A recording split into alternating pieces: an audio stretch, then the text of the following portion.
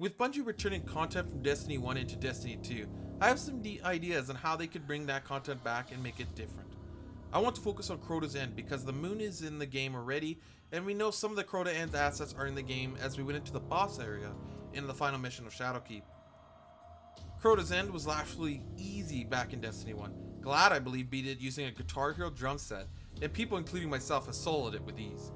My case is that Bungie should make it a 3-person dungeon and not a 6-person raid. Even with the reduction of players from 6 to 3, the raid is still too easy, and some changes are definitely needed. Let's start with the first encounter, the lamp lighting section. I know my suggestion will be controversial, but I believe at Weight of Darkness 7, the player should lose all abilities, and at Weight of Darkness 10, the player should start losing health. This isn't an issue until you're on the plate waiting for that bridge to complete, so you can still throw down healing rifts at lamps if need be. With Well of Radiance and Bubbles now a thing, players would just use those supers on the plate and run the clock. My idea would stop that. You would actually have an intense ending to the encounter. The reason why I suggest losing health at 10 is to prevent people from hiding from that final plate and standing on a rock where no enemies can hit you. Also, the 3 players should be rewarded for standing on the plate by increasing build speed per player on the bridge. And my last suggestion will be controversial after watching the reaction Luke Smith got for wanting champions back into Vault of Glass. But I believe the normal knights should be turned into champion knights and are as aggressive as the Taken Boomers in the Prophecy Dungeon. They chase you down unless you stun them. Now on to the second encounter. Now for this encounter to be a 30-person dungeon, you'd have to change the mechanics of the fight a bit.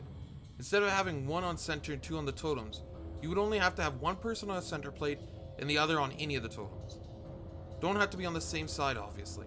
For example, after the first person goes across, the guy that's currently on the center plate can get off while the totem guy stays on. Then once he's across, he gets on a totem, and then that guy that was originally on the totem can get across then. In this version, you would have to only kill 3 knights before the next part of the encounter starts.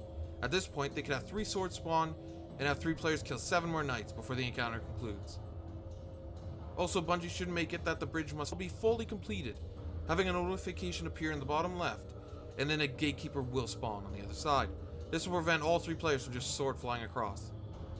I'm going to leave this counter like this because that power is going to be pretty tough with all the enemies that will spawn. The small counter before Crota with the wizard is good as is, and no changes are needed. Now onto the Crota encounter.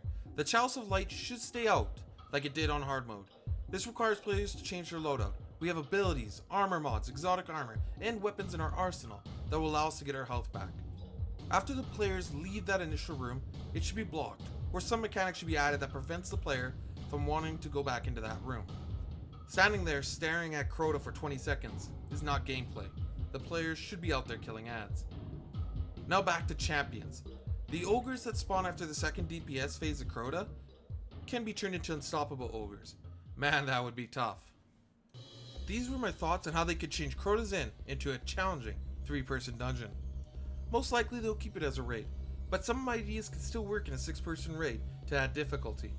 But giving us Crota's End, the state it is in right now in Destiny, is equivalent to giving us a strike with simple mechanics.